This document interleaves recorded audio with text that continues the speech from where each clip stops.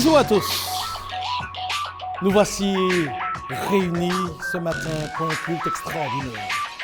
Je me retrouve ici à la maison, à l'église protestante évangélique, la maison de Fondeur. En ce dimanche, nous voulons vous offrir un culte qui va vous faire du bien, qui va vous fortifier. Nous avons un message pour vous ce matin et il faut que vous profitiez pour aller prendre vos Bibles, vous mettre bien là devant et le Seigneur va vous faire vraiment du bien, nous en sommes sûrs. Alors, tout de suite, avant le message, nous allons écouter la responsable de la louange qui va nous interpréter 3 chants. Que la grâce de Dieu soit sur vous. Laissez-moi d'abord prier pour chacun d'entre nous. Père Céleste, nous te rendons grâce, Seigneur, alors que mes frères et sœurs sont dans leur salon ou sur leur téléphone en train de regarder ce culte en direct ou en différé. Merci de les bénir, Seigneur. Merci de leur faire du bien. Merci que ta parole trouve un chemin dans leur cœur, Seigneur, et que vraiment tu puisses nous remplir de ton amour et de ta paix. Nous prions, Seigneur, que plusieurs parmi ceux qui vont écouter vont être restaurés, mais aussi sauvés par la grâce de Dieu. Père, c'est dans le nom de Jésus-Christ, ton Fils, que nous t'avons prié. Amen. Place à la louange, que la grâce de Dieu soit sur vous. Amen.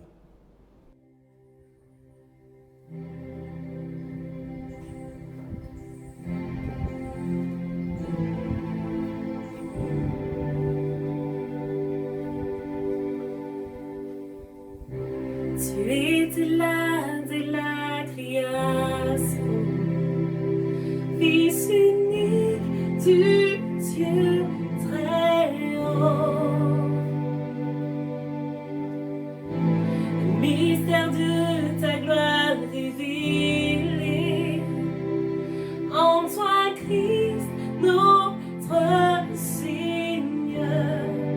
Oh, ce nom est si merveilleux.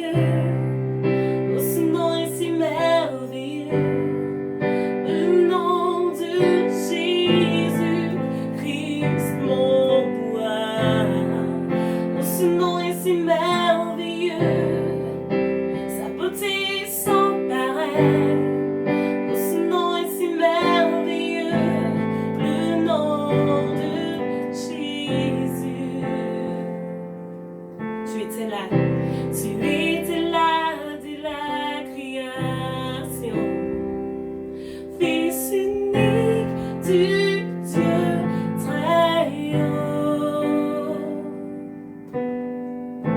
Le mystère de ta gloire révélé, en toi Christ, notre Seigneur. Oh, ce nom est si merveilleux. Oh, ce nom est si merveilleux, le nom de Jésus-Christ, mon roi. Oh, ce nom est si merveilleux, sa beauté sans pareil. Oh, ce nom est si merveilleux, le nom de Jésus. Tu n'as pas voulu déçu sans nous. Tu n'as pas voulu déçu sans nous. Alors Jésus, tu es venu. Ton amour a vaincu mon péché. Plus rien ne peut nous séparer. Tu n'as pas voulu des cieux sans nous. Tu n'as pas voulu des cieux sans nous. Alors Jésus, tu es venu. Ton amour a vaincu mon péché. Plus rien ne peut nous séparer. Oh, ce nom est si glorieux. Oh, ce nom est si glorieux. Le nom de Jésus-Christ, mon roi. Oh, ce nom est si merveilleux, sa beauté sans pareil. Oh, ce nom est si merveilleux, le nom de Jésus. La terre a tremblé, le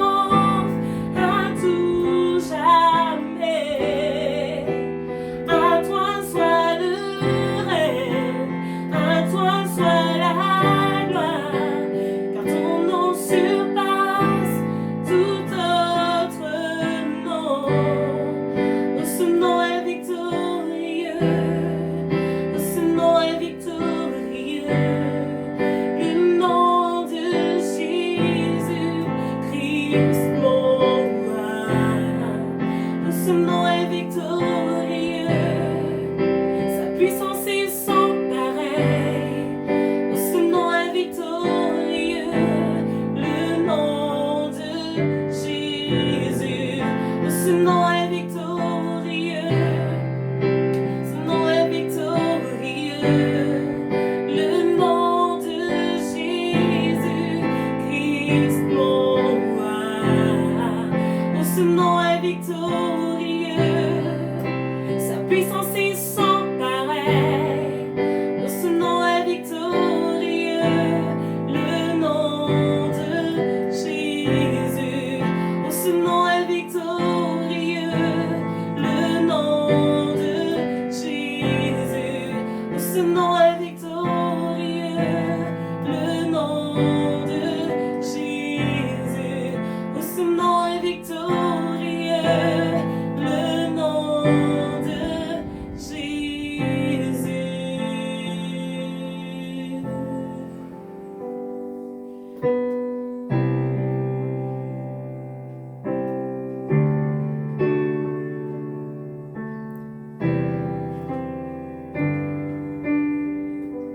Les cieux proclament la gloire du ressuscité. Rien n'est égal à la beauté du Seigneur. Les cieux proclament, les cieux proclament la gloire du ressuscité. Rien n'est égal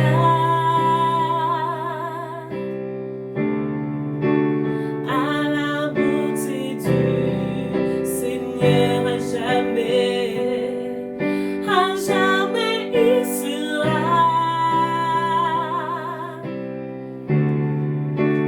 l'agneau sur le trône. Je fléchis les genoux pour l'adorer, lui seul. À jamais il sera l'agneau sur le trône. Je fléchis les genoux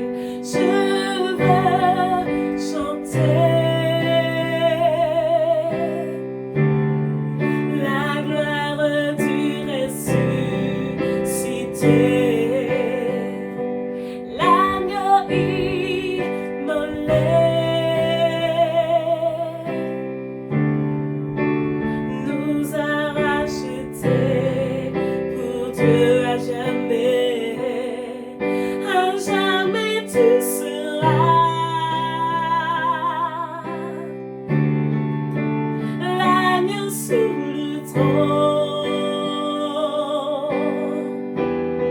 Je fléchis les genoux pour t'adorer, toi seul, à jamais tu seras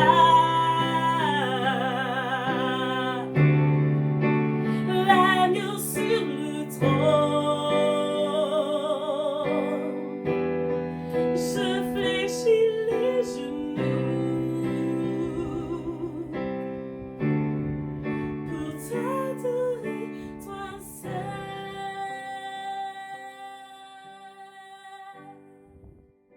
Merci Seigneur pour ces morceaux d'adoration, de louange. Merci parce que ça nous introduit dans la présence de Dieu. Alors maintenant, place à la parole de Dieu. Juste avant, je voudrais vous dire que ceux qui voudraient participer aux offrandes, c'est-à-dire aux dîmes, aux offrandes, toutes sortes de libéralités, c'est quand même possible dans ce temps de confinement. Alors, regardez en dessous de la vidéo, lisez un peu le texte. Vous verrez un lien qui va vous permettre d'avoir accès au RIB, c'est-à-dire aux coordonnées bancaires de l'Église. Nous sommes en train de mettre en place des paiements PayPal avec notre banque. Donc vous allez pouvoir, ceux qui le souhaitent depuis leur téléphone, depuis votre ordinateur, pouvoir faire un don. Pensez à l'Église, les amis, parce que il y a des églises qui ont acheté leur bâtiment, mais nous avons encore beaucoup de frais, ainsi qu'un loyer à payer, et Dieu est vivant et glorieux. Donc nous vous faisons confiance pour participer aussi à cet effort. Que la grâce de Dieu soit sur vous. Maintenant, place à la parole de Dieu. J'espère que votre Bible est ouverte. Préparez-la déjà dans le livre de Nombres, le livre de Nombres, et nous allons tout de suite faire une prière pour cette parole. Un bon message. Soyez ouverts, soyez attentifs, et que la grâce de Dieu soit sur vous. Amen. Voilà, le moment est venu de passer à la parole de Dieu. Nous allons maintenant prier. Notre Dieu, notre Père, nous voulons te rendre grâce pour ta parole. Ta parole est la vérité. Te demandons, Seigneur, de prendre le contrôle de tout ce qui va être dit maintenant, et que ta vérité puisse pénétrer nos cœurs, nos pensées, Seigneur, et nous amener à rentrer dans la pratique de ta parole, Seigneur, pour nous amener à maturité aussi, Seigneur. Merci d'étendre ta main maintenant, Seigneur, et de glorifier ton nom. Glorifie ton nom dans ta parole, au nom de Jésus-Christ, ton Fils. Amen. Voilà, nous allons ouvrir nos Bibles et faire notre lecture dans le livre du Nombre, chapitre 21. Nombre, chapitre 21, des versets 4 au verset 9. Nombre 21, chapitre 21, verset 4 au verset 9. Ils partirent de la montagne de Hor par le chemin de la mer Rouge pour contourner le pays d'Édom. Le peuple s'impatienta en route et parla contre Dieu et contre Moïse. « Pourquoi nous avez-vous fait monter hors d'Égypte? Pour que nous mourions dans le désert? Car il n'y a point de pain et il n'y a point d'eau. Et notre âme est dégoûtée de cette misérable nourriture. » Alors l'Éternel envoya contre le peuple des serpents brûlants. Ils mordirent le peuple et il mourut beaucoup de gens en Israël. Le peuple vint à Moïse et dit : « Nous avons péché, nous avons parlé contre l'Éternel et contre toi. Prie l'Éternel afin qu'il éloigne de nous ces serpents. » Moïse pria pour le peuple et l'Éternel dit à Moïse : « Fais-toi un serpent brûlant et place-le sur une perche. Quiconque aura été mordu et le regardera conservera la vie. » Moïse fit un serpent d'airain et le plaça sur une perche. Et quiconque avait été mordu par un serpent et regardait le serpent d'airain conservait la vie. Merci Seigneur pour ta parole. Oh, mes amis, nous voici confrontés en ce matin à un texte de circonstance. En cette période de confinement, à cause de ce virus, de cette pandémie, ce virus appelé le Covid-19 ou le coronavirus, nous voici confrontés à une sorte de maladie, effectivement, qui se répand et qui répand la mort au sein de pas mal de peuples. Dans ce passage ici, nous sommes imbriqués dans le livre des Nombres. Et le livre des Nombres est le 4e livre de la Bible. Il s'appelle ainsi parce qu'on y trouve 2 dénombrements du peuple d'Israël. Et c'est un livre qui est assez intéressant parce que dans ce livre, on a un certain nombre de récits du peuple d'Israël. C'est vrai que le peuple d'Israël avait quitté l'Égypte, délivré par le Seigneur, et ce peuple était arrivé jusqu'au mont Sinaï. Et le livre des Nombres prend le peuple au niveau où il était au mont Sinaï, et ils vont descendre pour arriver jusque dans la plaine de Moab, juste avant d'arriver dans le pays promis. Et ce récit, ce livre est composé d'un certain nombre de récits historiques, mais pas seulement. On a un certain nombre de dispositions de la loi, des textes législatifs. Donc c'est très difficile, c'est un mélange assez hétéroclite. Mais l'idée, c'est que j'aime beaucoup ce livre des Nombres parce qu'il révèle en réalité une vérité qui est valable jusqu'aujourd'hui. Le peuple d'Israël avait quitté l'Égypte. Ils avaient quitté l'Égypte et ils étaient en direction du pays promis, de Canaan. Mais malheureusement, toute la génération qui a quitté l'Égypte n'est pas arrivée au bout. Et c'est ça le drame de ce livre des Nombres. Toute la génération, hormis quelques-uns comme Moïse et Caleb, mais tous ceux qui se sont rebellés contre Dieu dans le désert ne vont pas arriver au bout. Ce sont leurs enfants. Une autre génération va entrer dans la promesse du Seigneur. Et ça, c'est dommage parce qu'on peut donner sa vie au Seigneur, mais la Bible dit que celui qui persévérera jusqu'au bout sera sauvé. Tu es supposé garder la foi jusqu'au bout. Alors, bien sûr, certains vont dire que oui, mais si on a abandonné la foi entre-temps, c'est parce qu'on n'était pas réellement enfant de Dieu. Bon, on peut voir les choses aussi de cette façon, mais tous ceux qui sont en église aujourd'hui sont convaincus d'avoir donné leur vie à Jésus, mais la réalité, ce n'est pas le début qui compte, c'est la fin qui compte. C'est bien de bien démarrer, mais combien ont abandonné en cours de chemin? Non, la parole de Dieu nous invite à rester fidèles jusqu'au bout. Et c'est ce que toi et moi, nous devons faire. Nous n'avons pas le choix. Il faut que nous regardions les yeux fixés sur la récompense et que jamais nous puissions lâcher la foi. Et c'est la raison pour laquelle j'aime beaucoup ce film de John Bunyan, ce livre sur le voyage du pèlerin. Et on se rend compte à quel point Satan va tout faire pour nous faire dévier de notre route, en route pour la Canaan céleste, ou plutôt de la Jérusalem céleste. Alléluia.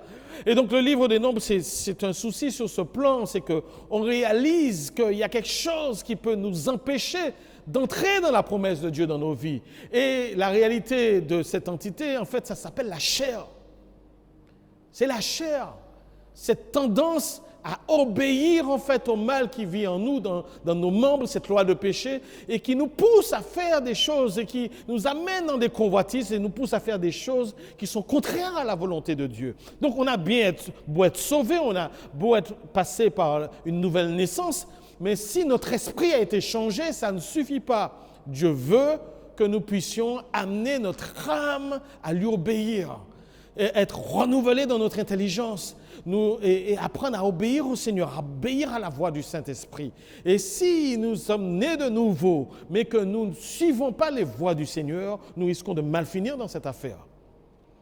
Et la preuve en est ce livre. Toute une génération qui a quitté le monde de l'esclavage, qui était libre et qui n'a pas pu entrer dans la promesse de son Dieu. À cause de la chair, à cause de la rébellion, à cause des murmures. Alors, revenons dans notre texte et voyons ce que la Bible nous dit un peu de plus près dans cette affaire. Alléluia. La Bible nous dit qu'ils ont pris effectivement le chemin de la mer Rouge. Alors, le souci, c'est que là où on en est, dans le chapitre 21, le peuple d'Israël était tout proche de la ville de Kadès. C'est une ville qui leur permettrait de commencer la conquête pour Canaan. Mais quand ils arrivent là, le peuple d'Édom refuse de les laisser traverser leur territoire. Malgré l'assurance que leur donne Moïse, le peuple d'Édom refuse et il vient en grand nombre avec son armée pour empêcher le peuple d'Israël d'entrer et de traverser leur pays pour entrer dans leur Canaan. Donc du coup, le peuple d'Israël est obligé de rebousser chemin et de contourner le pays d'Édom pour se retrouver dans cette fameuse ville de Kadès. Et malheureusement, quand ils rebroussent chemin pour contourner, ils ont l'impression de retourner dans le désert. Le texte ne dit pas qu'ils retournaient dans le désert, il dit qu'ils revenaient, qu'ils passaient par le chemin de la mer Rouge. Le mot désert n'a pas été utilisé, mais eux se voient rebrousser chemin comme leurs parents rebelles et avaient rebroussé chemin pour faire 40 ans dans le désert. Et là, repartir sur le même chemin, dans le même désert, avec la même chaleur, la même poussière, dans les mêmes conditions, là, ils ne sont pas d'accord. Et là, ils ne sont pas d'accord. Et là, la Bible dit qu'ils se sont impatientés. Et ils vont parler contre Dieu. Ils vont parler contre Moïse. Mais pourquoi vous nous faites passer, vous nous faites repasser par ce chemin-là? Est-ce que vous cherchez à nous tuer? Ils sont en train d'accuser Dieu et Moïse d'avoir fomenté un complot pour les faire mourir dans le désert. Et dans le désert, il n'y a pas de pain, il n'y a pas d'eau. Ah, c'est pour nous faire mourir. Et voilà comme ça que le peuple s'est rebellé contre Dieu. Ils ont dit à Dieu, d'ailleurs, ta manne là que tu nous donnes chaque jour, ça nous dégoûte. Ça nous passe par le nez. Notre âme en est dégoûtée. Terrible. Et de nombreux chrétiens, nous ne sommes pas tellement différents. Lorsque nous commençons à passer par des moments difficiles, c'est à ce moment-là qu'on voit réellement notre attachement avec le Seigneur. Parce que c'est bien d'être béni par le Seigneur, mais le jour où Dieu enlève la bénédiction, comme il a fait pour Job, c'est là seulement qu'on peut voir l'état de notre âme. La femme de Job s'est approchée de lui et lui a dit « Maudit Dieu et meurs ». Voyez, cette propension, comme si notre relation avec le Seigneur dépendait de nos circonstances, dépendait de nos cadres sociaux. Il suffit simplement que Dieu enlève un peu de ses grâces pour pouvoir révéler réellement notre cœur. C'est comme si notre relation avec Dieu dépendait de sa bénédiction. Et ça pose un gros souci. Alors, mais je suis fatigué de ce confinement. Il est temps qu'on revienne dans les conditions dans lesquelles on était. J'en ai marre de faire la queue dans un centre commercial pour me procurer à manger. J'en ai marre de ce confinement. J'en ai marre de ce coronavirus. Quand est-ce que ces choses-là vont terminer? Voilà comment raisonnent des chrétiens qui sont semblables à ceux qui ont quitté le désert. On était mieux avant. Mon ami, si Dieu permet ces conditions, ce qui nous arrive là, la Bible le dit, et il faut le repréciser, tout concourt au bien de ceux qui aiment Dieu et qui sont appelés selon son dessein. Tout concourt au bien de ceux qui aiment Dieu. De nombreuses personnes aiment se plaindre. Ils ne sont jamais d'accord. Ils veulent toujours plus. Ils considèrent qu'ils ne sont pas bien. Et on a un souci avec ce qu'on appelle le contentement. On veut toujours plus. On veut toujours mieux, sinon on n'est pas heureux. On ne sait pas se contenter du peu. Ça, c'est un vrai souci dans notre société. C'est un vrai souci dans notre société. C'est un souci dans l'Église de Jésus-Christ. On veut toujours mieux, plus grand, plus fort. La nature humaine est comme ça. Notre société, aujourd'hui, nous avons largement de quoi nourrir toute la planète. Mais qu'est-ce que nous faisons avec ce que Dieu nous a donné? Mais qu'est-ce que nous faisons? Nous dominons la nature. L'homme est en train de s'accaparer ce que Dieu a donné et le force. Nous savons que nous avons de nombreuses espèces animales qui sont en voie de disparition, que la biodiversité est en train d'être abîmée à cause de l'activité humaine, parce que nous sommes toujours dans la production de masse, dans la recherche de 2, 3 points de croissance. Et on n'est jamais heureux tant qu'on n'a pas plus. Et maintenant, il nous faut tout à la maison. Il faut du caviar, il faut de tout. Il faut la dernière ces boissons, il faut de tout. Sinon, on n'est pas bien. Et avant, nous devons manger Tinel en mourir, les amis, c'était bon. Tu peux pas manger Tinel en mourir une semaine? Tu as besoin de tout. Non, mais on est arrivé dans un point aujourd'hui, on se demande pourquoi nous, chrétiens, suivons cette mode du monde. Parce que ce monde ne respecte pas la planète que Dieu lui a donnée. Pour une fois, à cause, ou plutôt grâce, malheureusement, à à la crise actuelle, la crise sanitaire actuelle, la nature retrouve des droits. Certains apparemment voient à nouveau des petits oiseaux apparaître un peu partout et la nature revient. Parce qu'on est dans une société de masse, une société de production de masse qui veut toujours plus. Et nous, chrétiens, sommes rentrés dans ces choses. Je me rappelle, lorsqu'on étudiait l'histoire de l'Église, on apprenait que au 16e siècle, 15e, 16e siècle, vous avez des populations qui étaient dans les Cévennes.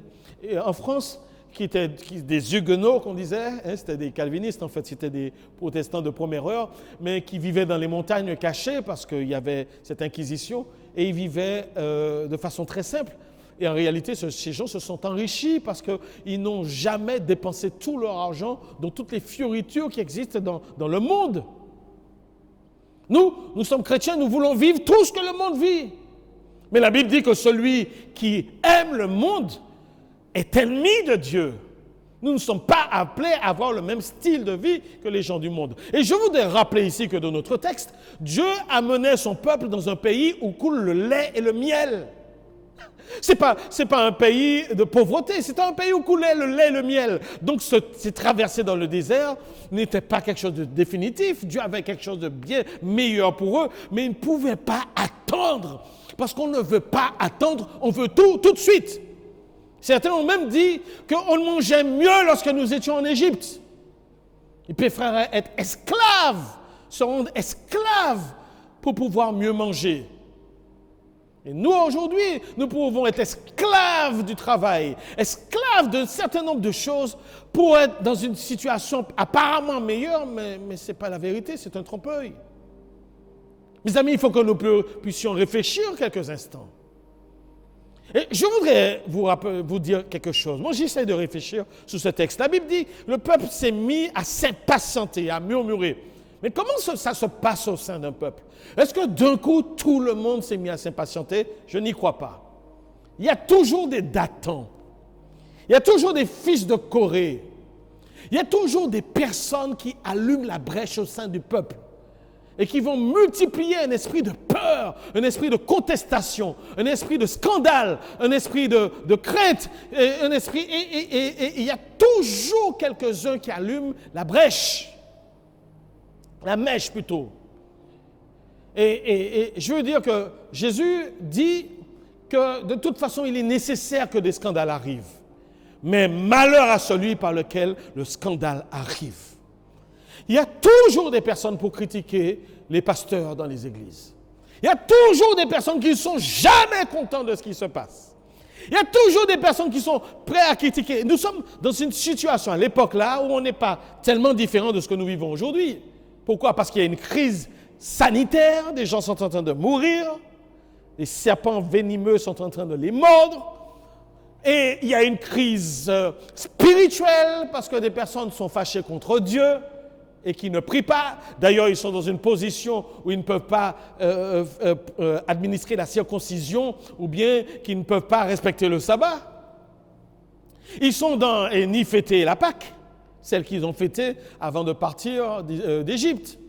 Ils sont dans des conditions de crise politique, puisque Moïse correspond au sein de ce peuple à la fois à un chef spirituel, mais aussi à un chef politique. Donc ils critiquent Moïse. Et ce n'est pas la première fois qu'ils veulent le mettre à mort. Ils sont dans une crise morale, dans tous les sens du terme. Exactement un peu comme nous. Et ils sont à l'arrêt. Comment on conduit un peuple qui est dans cet état? Et les critiques envers Moïse sont là, mais les critiques envers ceux qui conduisent le peuple de Dieu sont toujours là. Et si ce n'est pas une personne de l'Église, il y a toujours une personne ou une ou deux personnes par qui le scandale va arriver. Parce que ce que Satan en réalité veut, c'est diviser le peuple de Dieu. C'est déconnecter le peuple de ses responsables. Il sait le rôle fondamental des bergers dans le plan du Seigneur. Mais il a besoin de mettre la zizanie. Alors, il y a toujours des personnes qui sont là et qui... Alors, je bénis le Seigneur.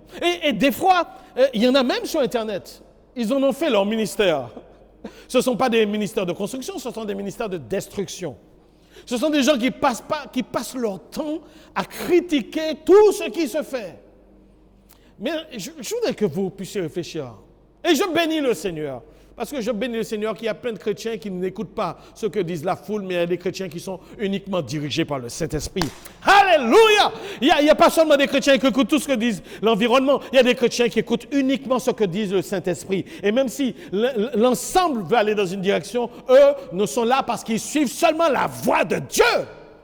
Alléluia! Et je bénis le Seigneur pour ces enfants de Dieu parce que eux sont les véritables enfants de Dieu. Les autres risquent d'être poussés par la mort. Et écoute-moi bien.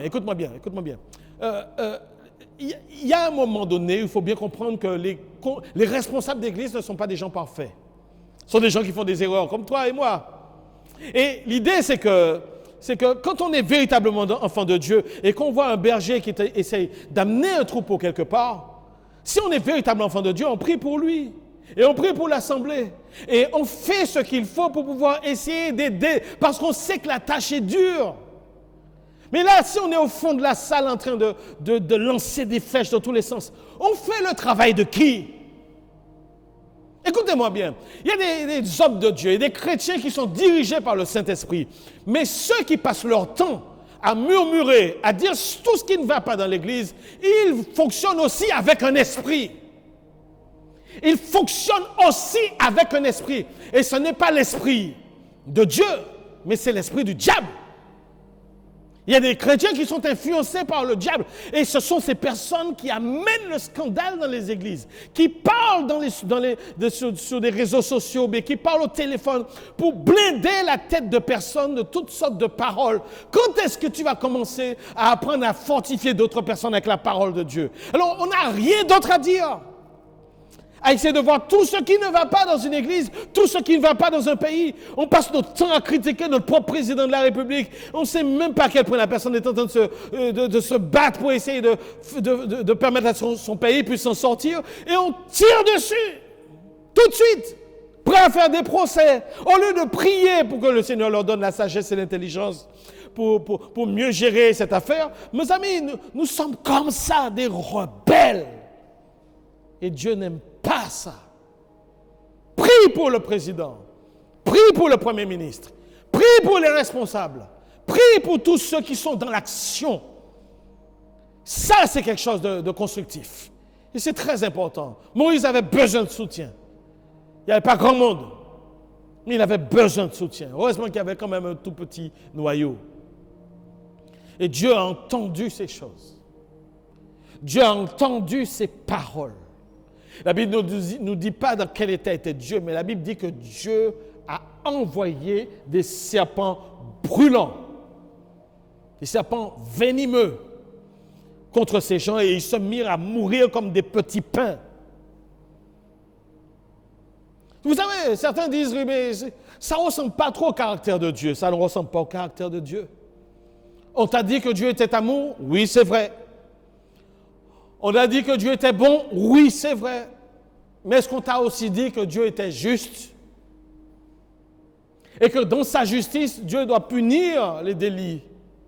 Dieu est juste. Si tu veux qu'il soit qu'amour, c'est un faux Dieu que tu as dans l'esprit. Parce que tu oublies que c'est aussi un Dieu de justice. Et Dieu ne va pas se laisser insulter. Vous savez, quand quelqu'un se met à vouloir à Dieu, moi, ça me pose un problème. Quand quelqu'un se plaint de Dieu pour sa situation et pour dire mais qu'est-ce qu'il fait, mes amis, ça me pose un problème. Parce que depuis tout petit, j'ai appris à respecter ma famille, à respecter nos parents. On ne dit pas n'importe quoi à son père, on ne dit pas n'importe quoi à sa mère, on respecte ceux par lesquels nous avons reçu la vie. Ils ont été une source pour nous. Même s'ils ne se sont pas bien comportés, même si tu n'as pas eu les bons parents, tu dois les respecter. La Bible dit, honore ton père et ta mère afin que tes jours se prolongent, afin que tu sois béni. Honore ton père et ta mère. Donc, tu sais que tu as eu la vie par ces personnes-là, tu dois les respecter. Si quelqu'un déshonore ses parents, c'est un souci. C'est-à-dire que cette personne-là, c'est une personne qui est ingrate. Tu as été pris dans un état de vulnérabilité et ta mère t'a donné le sein. Ta mère t'a permis de vivre. Ils auraient pu t'abandonner très tôt. Mais ils t'ont donné du lait. Et aujourd'hui, tu es là. Et tu crois que tu es là par toi-même. Quel orgueil! Il faut être respectueux. Et je vous dis, si nos parents nous ont donné la vie, et que nous devrions avoir du respect pour ceux qui nous ont donné la vie, à combien plus forte raison devrions-nous avoir du respect pour celui qui est l'auteur de notre vie, pour celui qui nous a façonnés dans le sein maternel? Nous devrions avoir encore plus d'honneur pour lui. Comment pourrions-nous nous rebeller contre Dieu lui-même? Ça n'a pas de sens. Je ne peux pas le comprendre. Je ne peux pas comprendre. Même si le pire nous arrive, nous sommes redevables de la vie que Dieu nous a donnée. C'est en lui que réside la vie, le mouvement et l'être. Acte 17, verset 27. C'est grâce à Dieu que tu respires. C'est grâce à Dieu que tu existes. Quel effort tu fais pour faire battre ton cœur? C'est Dieu qui t'a donné la vie. Et il faut être reconnaissant. Nous devons être reconnaissants. Alors si ta situation d'aujourd'hui n'est pas celle que tu veux, sois reconnaissant quand même. Sois reconnaissant. Tout à l'heure, je vous disais, tout concourt au bien de ceux qui aiment Dieu. Il sait ce qu'il fait. Tu n'es pas bien aujourd'hui, mais Dieu sait ce qu'il fait. Et il veut le mieux pour toi. Alléluia. Et donc, voici un peuple qui se rebelle contre son propre Dieu, qui n'a pas compris ce que c'est que le contentement. Savoir être heureux avec le peu que l'on a, savoir être reconnaissant avec le peu qu'on a, et savoir dire merci Seigneur. Tant que nous ne sommes pas rentrés dans ce genre de cœur, comment nous pourrons bénéficier de toutes les grâces que Dieu en réserve pour nous? Si nous sommes des enfants gâtés, pourquoi Dieu doit nous donner, doit encore réserver toutes sortes d'héritages et de bénédictions pour nous, puisque nous sommes des enfants ingrats? Nous-mêmes, quand nous avons des enfants ingrats, nous n'avons pas envie de leur donner tout ce que nous pouvons leur donner, parce qu'ils ne méritent pas. Alors soyons reconnaissants dans ces temps que Dieu nous donne. Et ceux qui disent, je n'ai marre de ce confinement, quand est-ce qu'on va revenir dans notre situation? C'est que vous n'avez rien compris. Si Dieu permet ce coronavirus actuellement, si Dieu permet que nous soyons légèrement privés de nos libertés, encore, et si Dieu permet ces choses-là, c'est pour un but. Quand est-ce que tu vas commencer à t'interroger pour te dire, mais qu'est-ce que Dieu veut me dire dans cette situation? Qu'est-ce qu'il attend de moi dans cette situation? Avant, tu disais, je travaillais, je n'avais pas le temps de jeûner. Est-ce que là, tu n'as pas le temps de jeûner? Avant, tu disais, je travaillais tellement, je n'avais pas le temps de lire la Bible. Est-ce que maintenant, tu n'as pas le temps de lire la Bible? Avant, tu disais, je n'ai pas le temps de prier parce que j'étais... Oui, mais est-ce que maintenant, tu n'as pas le temps de prier? Est-ce que Dieu ne veut pas que tu remettes en place ta spiritualité en premier lieu? Qu'est-ce que Dieu attend de toi? Est-ce que tu t'es posé la question? Est-ce que tu veux revenir dans les mêmes habitudes que tu avais avant cette crise sanitaire? Si c'est ça, ça signifie que tout ça n'a servi à rien. C'est que ça n'aurait servi à rien. Dieu utilise aussi cette situation pour pétrir le cœur de son Église, pour nous amener dans un creuset, pour nous purifier et nous ramener dans la sanctification, nous ramener dans un esprit de consécration. Mais si tout ça n'a servi à rien, alors à quoi bon se dire enfant de Dieu si on n'a pas compris ces choses? Il faut savoir bénir le Seigneur pour le temps que nous vivons. Même si c'est dur quelquefois, il faut savoir le bénir. Merci Seigneur pour ce temps si particulier où nous sommes un peu tous à l'arrêt et nous pouvons fixer enfin nos yeux sur l'essentiel. Nous te rendons grâce. Merci Seigneur. Et donc la Bible nous dit que Dieu a envoyé des serpents brûlants, venimeux, toxiques vers ce peuple rebelle qui ne respecte ni lui, ni les serviteurs qu'il s'est choisis pour conduire le peuple. Et certains pensent que ce sont des choses qui sont méchantes, mais en réalité, si vous connaissiez le contexte de l'époque, et connaissez le contexte même géographique de la péninsule du Sinaï, vous sauriez que dans ces déserts, il y a des serpents. Je crois que ça s'appelle des sénives ou peu importe le nom, mais il y a des serpents dans cette région. Et ils sont extrêmement longs. On dit qu'ils sont tachetés et qu'ils sont de couleur feu, de couleur rouge ou bien jaune. Et ils sont extrêmement toxiques, ce sont les plus gros toxiques. Et on a un certain nombre de récits, de voyages ou des expéditions où des gens étaient là et puis la nuit, alors qu'ils dormaient, subitement ils ont été réveillés parce qu'une horde de serpents débarquait dans le camp et les gens étaient piqués. En réalité, vous savez ce qui se passait. C'était pendant que le peuple était en train de traverser le désert, Dieu les protégeait. Dieu les gardait. De la même façon qu'ils gardaient leurs vêtements pour qu'ils ne s'usent point, de la même façon qu'ils gardaient leurs chaussures pour qu'ils ne s'usent point, Dieu gardait ce peuple de l'attaque de ces serpents. Ils n'en ont jamais pris conscience. Mais maintenant qu'ils insultent Dieu, alors Dieu enlève simplement sa main et la réalité se met en place. Les serpents sont arrivés et ils ont été piqués.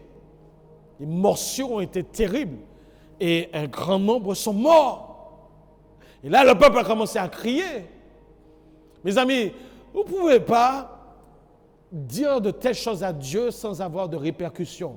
Parce que si Dieu enlève sa bénédiction sur toi, tu n'as aucune idée de ce que l'ennemi va faire de toi.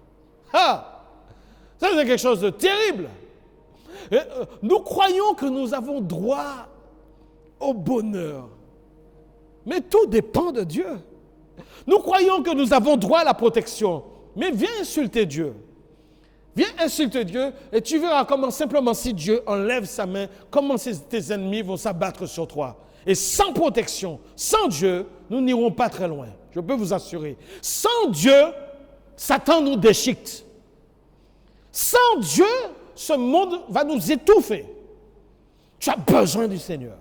J'ai besoin du Seigneur. Nous avons besoin du Seigneur. Nous avons tous besoin du Seigneur pour avancer. C'est lui qui nous soutient. C'est lui notre protection. C'est lui notre rocher. C'est lui notre forteresse, notre haute retraite. Alléluia. Et le peuple n'était pas conscient. En fait, Dieu fait tellement de choses pour nous dont nous ne sommes jamais conscients que des fois nous pensons que tout nous est dû. C'est comme tous ces enfants qui naissent et qui n'ont aucune idée de tout ce que leurs parents font pour qu'ils soient au mieux. C'est incroyable, mais nous ne sommes pas conscients. Et nous devons apprendre à remercier le Seigneur pour tout ce qui nous arrive. Simplement, merci Seigneur. Alors les serpents ont commencé à se répandre. Et la mort est en train de se répandre dans le camp d'Israël. Je vous rappelle que quand ils ont quitté l'Égypte, il y avait 600 000 hommes de pied. C'est-à-dire que si on compte les femmes avec les enfants, on est à entre 1 et 2 millions de personnes. Et les gens ont commencé à mourir comme ça, dans tous les sens. Et subitement, lorsque la mort s'approche, je bénis le Seigneur qu'ils ont eu le bon réflexe. Ils sont retournés voir Moïse, la queue entre les pattes surtout, sans doute. Et ils ont imploré Moïse. Moïse, nous avons péché contre Dieu et contre toi. Extraordinaire. Phase de repentance. Là, maintenant, le ton a changé. Ah, là, ils ne parlaient plus comme avant. Là, leur ton a changé. Du respect. Ils ont besoin de lui. Ils ont besoin. Et ils vont demander à Moïse, Moïse, prie pour nous pour que Dieu puisse éloigner ces serpents de nous. Ils ont besoin de leur leader. Et la réalité, c'est qu'ils ne prient pas directement Dieu parce qu'ils ne s'en sentent pas dignes. Mais dans tous les cas, leur cœur est forcément en train de changer. Ils ont besoin de Moïse. Et ils reconnaissent leur péché. Nous avons péché. Comme ce fils prodigue, j'ai péché contre le ciel et contre toi, Père. Reconnaître qu'on a mal parlé. Reconnaître qu'on n'a pas la bonne attitude. Reconnaître qu'on n'a pas agi comme il fallait. Et c'est la première chose que Dieu attend. Et c'était le premier pas. Ce n'est pas un pas suffisant, mais c'est le premier pas. La repentance. Reconnaître son erreur. Pour dire, maintenant je change de ton. Et la deuxième chose qu'ils ont fait, ils ont demandé à Moïse de prier. Je voudrais que vous puissiez vous mettre à la place de Moïse. Qu'auriez-vous fait? Moïse voit ces gens arriver. Moïse! Pardon, Moïse! Pardon, on va mourir. Nous avons péché. Si vous étiez à la place de Moïse, comment auriez-vous réagi? Comment? C'est à présent qu'on va venir au moins parce que vous êtes mort? Et Moïse aurait pu prendre ses distances. Ça, c'est votre problème. La façon que vous m'avez traité, que vous avez traité Dieu, mais là, c'est votre problème. Réglez votre problème vous-même avec vos serpents. Vous êtes entre vous. Comme je disais tout à l'heure, tous les gens qui se scandalisent, qui mettent des scandales dans l'Église, et tous ceux qui sont en train de murmurer, ils ne murmurent pas par le Saint-Esprit. Vous ne verrez jamais cette expression dans la Bible. Quand les gens murmurent, c'est avec un esprit du diable, c'est-à-dire l'esprit du serpent. En fait, ce que Dieu a permis qu'ils viennent au milieu d'eux est de la même nature que ce qui est dans leur cœur. Puisque vous fonctionnez avec un esprit du serpent, dans la Bible, le serpent, rappelez-vous, c'est le diable. Dans le livre de la Genèse, le diable s'est manifesté sous forme de serpent. D'accord? Et il est le serpent, il est l'adversaire, celui qui s'oppose à toutes les choses de Dieu. Il est l'accusateur. Et donc ce serpent ancien, dit la Bible, c'est avec son esprit qu'ils ont fonctionné ainsi, ils se sont rebellés contre Dieu. Et donc Dieu a permis que des serpents puissent les rejoindre pour qu'ils soient en famille. Si vous ne voulez pas de moi comme Dieu, et que c'est l'autre que vous choisissez, eh bien, vous voici maintenant entre vous. Vous allez voir ce qu'il va faire avec vous. C'est un peu ça que Dieu est en train de faire. Maintenant, mes amis, ils sont en train de supplier Moïse. Comment Moïse aurait dû réagir? Comment aurait-il pu réagir? Effectivement, il aurait pu les envoyer paître. Mais c'est un vrai serviteur de Dieu. Pas parfait. Il a fait quelques erreurs. Très peu. Mais c'est un homme qui a le cœur de Dieu. C'est un homme qui fonctionne avec le Saint-Esprit. C'est un homme qui ne regarde pas au mal qu'on lui fait. Et c'est un homme qui ressemble beaucoup à Jésus parce qu'il est d'accord pour prier pour ses persécuteurs. Lorsque Jésus était sur la croix et qu'il voyait tous ces gens qui venaient même de le crucifier, tous ces gens qui passaient en l'insultant, crachant sur lui et en disant « Si tu es fils de Dieu, descends de cette croix ». Les gens entendent murmurer contre lui. Jésus a prononcé Jésus a prié pour ces gens. Jamais il n'a laissé le mal s'introduire dans ses pensées. Jésus a prié « Père, pardonne-leur parce qu'ils ne savent pas ce qu'ils font. » Il a prié pour eux. Parce que Jésus s'inscrit dans un ministère d'intercession en tant que souverain sacrificateur. Et c'est cette position que Moïse a eue ici. Moïse n'a pas regardé au mal que ces gens lui faisaient, mais Moïse a regardé à ce que Dieu, l'Esprit de Dieu, mettait en lui. Parce qu'un véritable enfant de Dieu, ce n'est pas quelqu'un qui réagit au mal qu'on lui fait. La Bible dit que soyez heureux serez-vous lorsqu'on vous persécutera, qu'on dira faussement du mal contre vous. C'est ainsi qu'on a persécuté les prophètes qui étaient avant vous. Mais Jésus nous dit, priez pour vos ennemis. Faites du bien à ceux qui vous font du mal. Faites-leur du bien. Je n'ai pas réagi en fonction du mal que l'autre me fait. Si je le fais, ma justice n'est pas supérieure à celle des pharisiens. Elle n'est pas supérieure aux enfants du monde. Parce que dans le monde, on fait du bien à ceux qui nous font du bien et on fait du mal, on répond par le mal à ceux qui nous font du mal. Si tu crois qu'en tant qu'enfant de Dieu, tu es appelé à avoir de l'animosité, de la colère, de la rancune envers ceux qui te font du mal, c'est que tu n'es pas encore né de nouveau. Un véritable enfant de Dieu ne répond pas au mal par le mal. Il répond par le bien et il prie pour ceux qui lui font du mal. Il prie pour ces gens.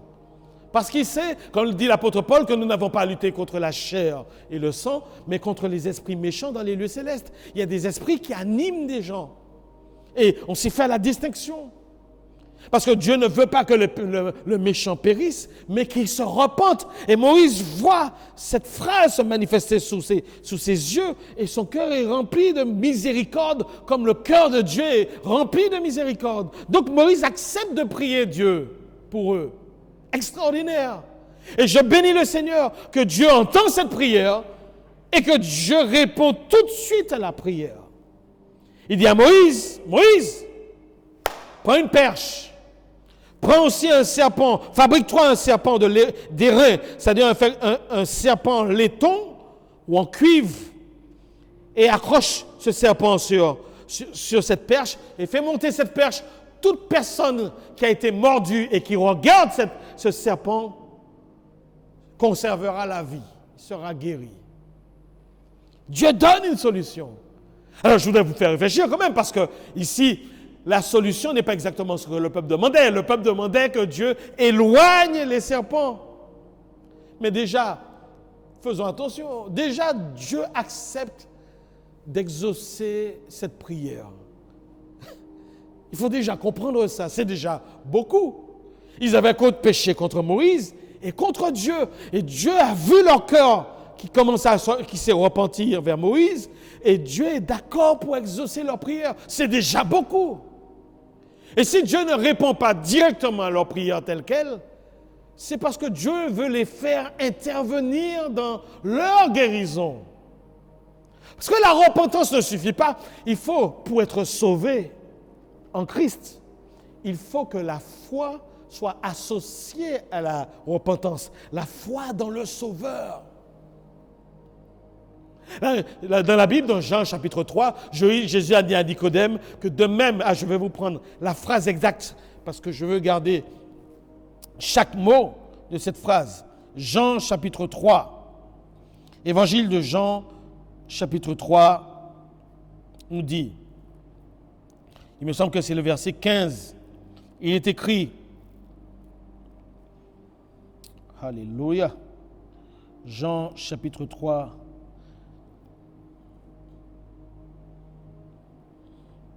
il est écrit, et comme Moïse éleva le serpent dans le désert, c'est Jésus qui dit cela, et comme Moïse éleva le serpent dans le désert, il faut de même que le Fils de l'homme soit élevé, afin que quiconque croit en lui ait la vie éternelle.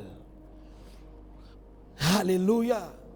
Et donc c'est très important parce qu'on réalise, les amis, que pour être sauvé, merci Seigneur, on réalise que pour être sauvé, il n'y a pas seulement la repentance, mais le fait de placer sa foi en Jésus dans le sacrifice expiatoire de Jésus à la croix. S'il n'y a pas les deux, mes amis, la repentance toute seule ne suffit pas. Il faut se tourner vers le Seigneur Jésus et faire un avec lui. Vouloir s'unir à lui. Et c'est ce que Dieu est en train de faire. Dieu a vu la repentance, maintenant il faut la foi. Alors qu'est-ce que Dieu dit? Dieu dit, Moïse, mets en place en fait une forme de croix. C'est-à-dire une perche avec un serpent, sans doute qui croise, ou peu importe l'image, mais un serpent d'airain, une image du diable. Une image du diable. Mais ce n'est pas le diable lui-même, c'est une image du diable. Un serpent d'airain, c'est-à-dire en laiton ou bien en cuivre. Et toute personne qui verra, qui regardera, conservera la vie. C'est-à-dire que toute personne qui a entendu la promesse de Dieu, et qui va regarder cette perche en croyant en la promesse de Dieu. Que dit cette promesse? Celui qui regarde ce serpent d'airain conservera la vie. Alors, donc celui qui croit dans la promesse de Dieu et qui regarde simplement ce serpent sera guéri. Vous voyez le plan du Seigneur d'amener ce peuple non seulement à la repentance, mais de l'amener à la foi. La foi. Dans sa promesse. Je précise cela parce que nous savons qu'à la suite de ce récit, ce serpent d'airain va devenir l'objet d'une idolâtrie en Israël. Et c'est le roi Ézéchias qui va devoir détruire cette idole. Parce que ce n'est pas la représentation simplement du serpent qui était important, c'était de placer sa foi dans la promesse de Dieu, de ce qui était en train de se faire. Donc c'est le plan de Dieu pour qu'il soit guéri. Et que nous dit le texte, effectivement, ils vont se mettre à regarder ce serpent. Alors, je pense que nous pensons que la perche était suffisamment haute pour que tout le monde dans le camp puisse la regarder. Cette perche était suffisamment haute. Et lorsque les gens qui ont été mordus qui était malade. Et cette maladie, vous savez quand ces serpents vous mordent et que vous avez cette morsion-là, vous avez de la fièvre, de la chaleur. C'est comme du feu, c'est comme si c'était l'enfer d'ailleurs. Hein? Non seulement le feu était représenté sur le corps du serpent, mais le feu, il y a une soif qui se met en place, il y a de la chaleur qui se met en place dans la personne, c'est un feu intérieur et la personne finit par mourir. On a une image ici de l'enfer. Donc celui qui a été touché et qui regarde ce bois, qui regarde cette perche et surtout ce serpent, celui-ci, en regardant le serpent avec cette promesse, faisait un avec ce serpent. Ça signifie que le mal, le péché, c'est-à-dire le venin était transféré sur cet animal qui était représenté à ce niveau-là, ce serpent d'airain. Symboliquement et spirituellement, c'est exactement ce qui se passait. C'est le transfert de péché par le contact des yeux de la foi. Lorsque les yeux de la foi voient le serpent d'airain, lorsque les yeux de la foi voient Jésus-Christ en train de mourir en portant notre mal, en portant nos péchés, ce sont nos péchés qui arrivent jusqu'à lui et qui sont transférés sur lui. Et lui, en train de mourir, mourant sur ce bois, est en train de, oui, effectivement, récupérer nos péchés pour ce mal, pour les amener dans la mort, afin que nous soyons débarrassés de ce venin qui veut nous faire mourir. Toute la symbolique de l'Évangile est ainsi inscrite dans ce récit. Certains ont dit, mais pourquoi représenter Jésus par un serpent? Oui, Jésus ici est semblable à un serpent, mais il n'est pas le diable. Le diable lui-même est celui qui contient le mal en lui-même, qui produit le mal. Il est submergé de mal, il ne vit que par le mal et il n'y a aucun bien en lui, ça c'est clair. Il est le serpent ancien. Mais Jésus a été semblable ici au serpent, pas parce qu'il aurait provoqué des choses, pas parce qu'il aurait commis le mal lui-même, mais parce qu'il portait le mal en lui-même. Quel mal? Nos maux, nos péchés étaient sur lui. L'apôtre Paul dit dans le livre de Romains qu'il a été fait malédiction sur le bois. Il a fait corps avec le péché. L'apôtre Paul dit que Jésus était péché sur ce bois. Donc il était semblable à Satan, sauf qu'il n'a jamais commis ce mal. Il portait le mal que nous avons commis. Et il portait nos péchés pour les amener dans sa mort, pour annuler la puissance de la mort sur notre vie, pour annuler la puissance du péché sur notre vie, pour annuler la puissance du mal dans notre vie. C'est ce qu'il était en train de faire. Alléluia! Et je voudrais vraiment te dire, mon ami, que s'il y a quelque chose d'important à faire dans la période dans laquelle nous sommes, c'est que nous puissions fixer les regards sur Jésus mourant sur la croix. De même que Moïse a élevé le serpent dans le désert pour que tous ceux qui avaient été infectés par les serpents puissent être guéris. De même, Christ a été élevé sur le bois, sur la croix, pour que tous ceux qui le regardent souffrant puissent se poser la question: pourquoi Dieu a-t-il envoyé son Fils mourir pour moi? Nous devons réfléchir à cela une fois pour toutes. Pourquoi Dieu a tellement aimé ce monde qu'il a sacrifié ce qui avait de plus cher à ses yeux, son propre Fils, d'une mort aussi ignominieuse,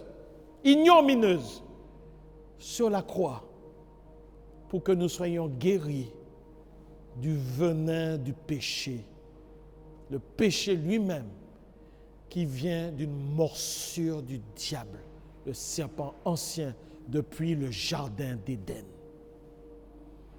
Et quand nous aurons compris et donné une réponse, quand nous aurons vu Jésus ensanglanté sur la croix, et que nous aurons une larme dans nos cœurs, dans nos yeux, coulant, disant alors Dieu m'aime. Dieu m'aime. Dieu m'aime. Pour qu'il sacrifie ce qu'il a de plus cher, c'est qu'il m'aime. Alors je veux de lui. Je veux garder mes yeux fixés sur Christ. Crucifié, comme dit l'apôtre Paul. Scandale pour les Juifs. Mais scandale, folie pour les païens. Mais puissance de Dieu pour ceux qui croient. Alors là, notre vie va vraiment commencer. On peut se repentir de ses péchés et demander à Dieu pardon pour tous nos péchés. Demander pardon à Dieu pour tous nos comportements. Et on peut maintenant dire, Jésus, je veux m'associer à toi sur cette croix. Je méritais cette mort. Je méritais le jugement de Dieu. Mais je veux m'unir à toi, Jésus. Je m'unis à toi, Seigneur Jésus. Et je veux que tu sois mon Seigneur et mon Sauveur. J'ai compris que tu es mort pour moi à la croix. Alléluia. En ce jour, dans cette période de Pâques, où nous commémorons à la fois la mort de Jésus, sa passion, sa mort, mais aussi sa résurrection, le temps est de se dire qu'on n'a plus le temps. On n'a plus le temps de jouer à la vie chrétienne. On n'a plus le temps de chercher des choses qui ne nous apportent rien du tout. Nous n'emporterons rien dans notre tombeau. Le temps est venu, comme a dit un pasteur récemment, de racheter le temps. De faire ce qu'il faut pour qu'on soit irréprochable devant le Seigneur. Le temps est venu d'arrêter de murmurer, de se plaindre, parce que la maturité appelle la résilience. Je dois apprendre à m'adapter aux situations, aussi mauvaises soient-elles. Je vais arrêter de murmurer de ma condition. D'autres sont plus malheureux que nous. Soyons reconnaissants, les amis. Il n'y a plus le temps. Il n'y a plus de temps à perdre. Il faut élever la perche. Et il faut que les gens voient Christ crucifié maintenant. On n'a plus le temps. Il faut qu'un maximum de gens conservent la vie et qu'ils fixent les yeux sur le serpent d'airain qui était notre Seigneur Jésus sur notre croix. On n'a plus de temps de jouer. Le temps n'est pas de subir les situations. Le temps maintenant, c'est d'avancer maintenant. De se poser la question ce que Dieu attend de moi maintenant. Tu as peur du chômage à venir? Tu as peur de ne pas avoir de sous? Tu as peur de ne pas pouvoir acheter à manger? Mais Dieu t'envoiera la manne, mon ami. Dieu saura s'occuper de toi. Si tu es enfant de Dieu, ne t'inquiète pas. Le Seigneur s'occupe de toi. Pourvu que tes yeux soient fixés sur lui et non sur ce monde. Et Dieu prend soin de ses enfants. Ça ira, mon ami, ça ira. Mais toi, tu n'as pas le temps à perdre maintenant. Avance, ouvre ta Bible et chaque jour, lis plusieurs passages. Et mets-toi comme défi de lire la Bible tous les jours et de finir de lire cette Bible encore une fois pour toutes. Tu n'as plus le temps de te permettre de faire des petites prières éclairs, des prières flash. Maintenant, établis une relation avec ton Seigneur. Tu n'as plus le temps de laisser des gens mourir sans avoir entendu parler du Seigneur. Tu es dans une file d'attente. Tu peux partager la parole de Dieu avec quelqu'un. Tu peux envoyer des versets à des personnes de ta connaissance. Tu peux leur envoyer un lien vers cette vidéo pour qu'ils donnent leur vie au Seigneur. Tu peux être productif dans ce temps-là, plus que jamais, parce que tu as le temps. Alors tu n'as plus assez de temps. Parce que personne ne sait. Certains sont en train de trembler parce qu'ils se disent que la fin des temps arrive. Elle ne va pas arriver maintenant. Excuse-moi mon ami, elle ne va pas arriver maintenant. Parce que actuellement là, Dieu veut nous faire réfléchir qu'à un moment donné où tout va terminer. Mais ça va pas terminer maintenant. Parce que l'état dans lequel nous sommes, dans le monde, est en train de nous faire penser à ces choses. Et ce n'est pas comme ça que les choses vont arriver. Quand la fin du monde arrivera, tout ira bien. Il n'y aura aucun signe. Et en une fraction de seconde, Jésus viendra comme un voleur. Là, les gens se préparent. Mais quand il viendra, personne ne se préparera. Tout le monde sera surpris.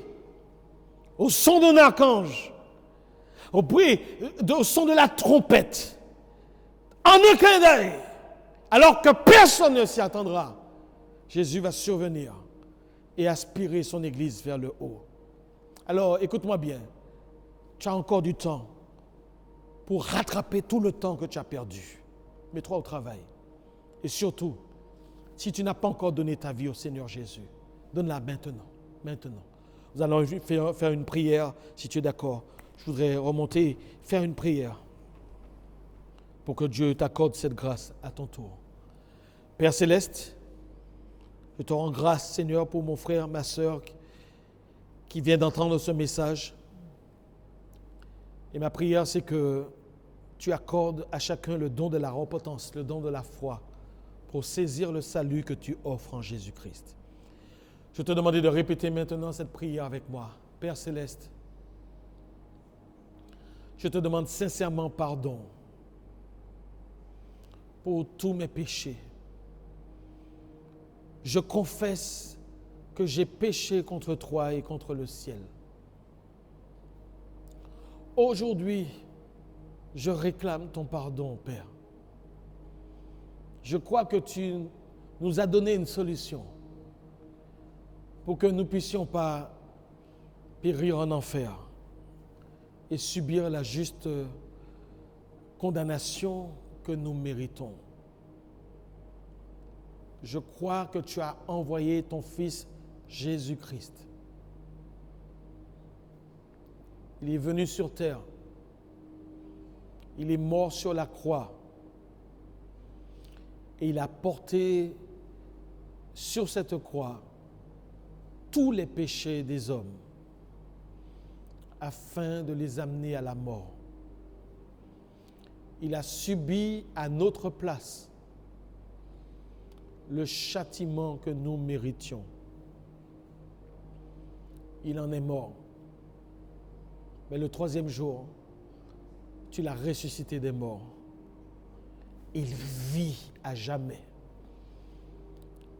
Il est remonté auprès de toi et tu l'as couronné de gloire et d'honneur.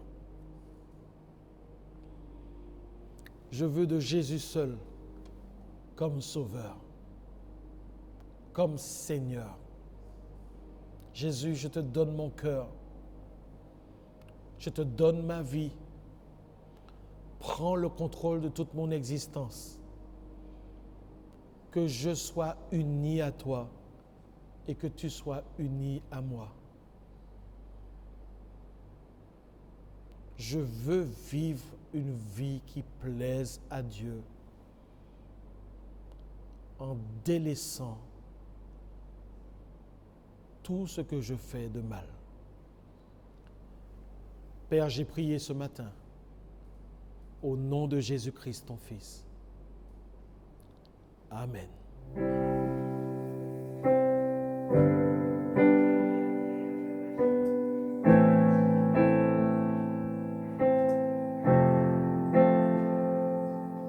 Ne perdons plus de temps. Les jours tirent à leur fin. Facile et pour revient. Il appelle en nous, disant: mon enfant, tu es choisi pour un temps comme celui-ci. Ne perdons plus de temps. Les jours tirent à leur fin. Facile et pour revient. Il appelle en nous, disant: mon enfant, tu es choisi pour un temps comme celui-ci. Moi, je choisis de te suivre.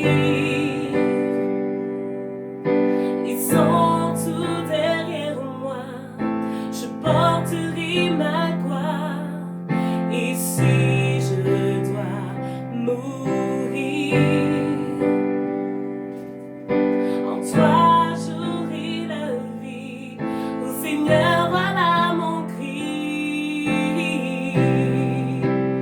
Oh, oh,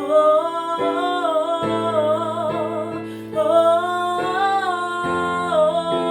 oh, yeah. Oh,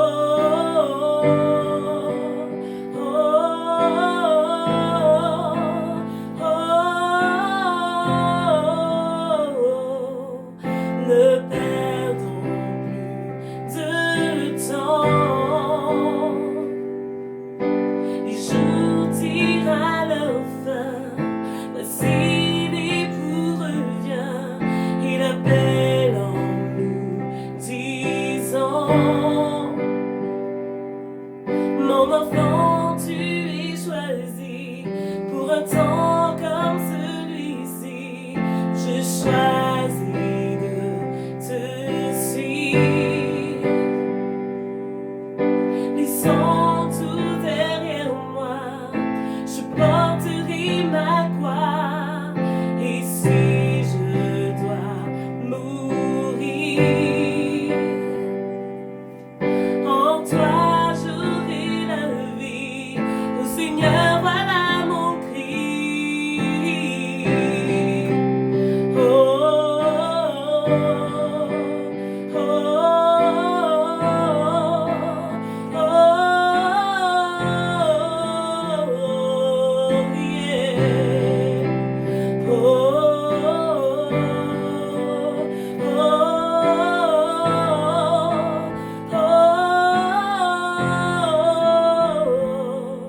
nos yeux sont fixés sur toi.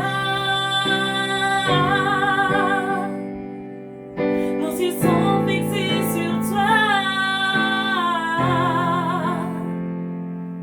Nos yeux sont fixés sur toi. Nos yeux sont fixés sur toi.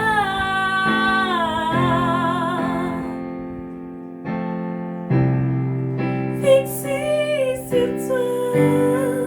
Fixés sur toi.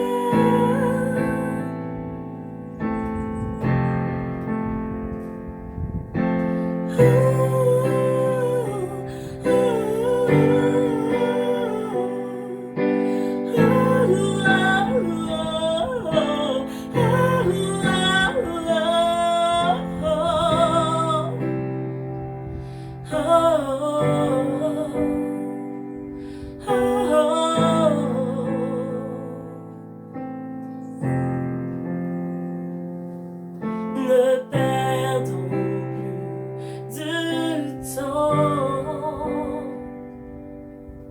Les jours tirent à leur fin. Voici l'époux revient. Merci Seigneur pour ce merveilleux temps de louange. J'espère que vous avez pu faire cette prière avec nous.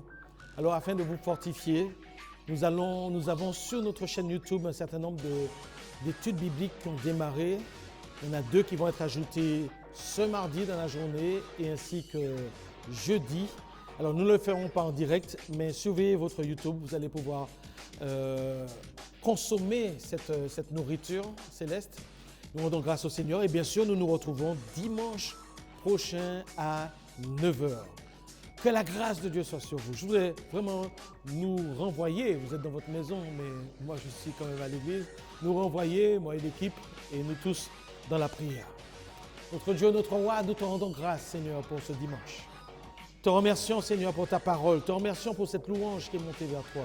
Te remercions aussi pour tous ceux qui sont nés de nouveau en cet instant, Seigneur, qui ont fait cette prière de repentance et qui vont poursuivre leur enseignement avec les études bibliques sur YouTube, Seigneur. Étends ta main, fortifie chacun, Seigneur.